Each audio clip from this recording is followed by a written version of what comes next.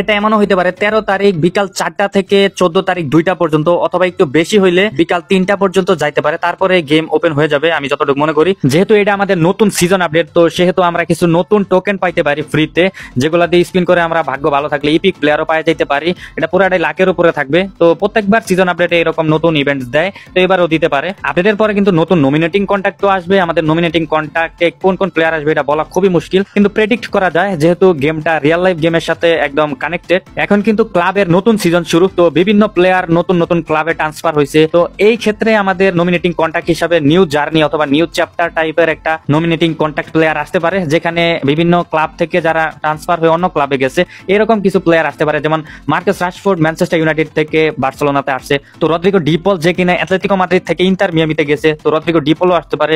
এবং রদ্রিগো তাকেও কিন্তু অনেক ক্লাব কেনার জন্য আগ্রহী, রিমার ছড়াইতেছে যে রিয়াল মাদ্রিদ থেকে সে অন্য একটা ক্লাবে যাবে, তো রদ্রিগো আসতে পারে। এরকম নিউ চ্যাপ্টারের কিন্তু নমিনেটিং কন্ট্যাক্ট আমাদের মধ্যে আসতে পারে। আপডেটটা যেহেতু আমাদের আগামী বৃহস্পতিবার, তো ওইটা নিয়ে আস্তে আস্তে বিস্তারিত আলোচনা করব। তো লিঙ্ক আপ প্লে নিয়েও একটা আপডেট আছে, এটা যখন আসবে তখন বিস্তারিত আলোচনা করবো। একটু সংক্ষেপে বলে নেই, একটা ম্যানেজারের আন্ডারে আপনার সিএফ এর সাথে আরেকটা প্লেয়ারের লিঙ্ক আপ করে খেলতে পারবেন।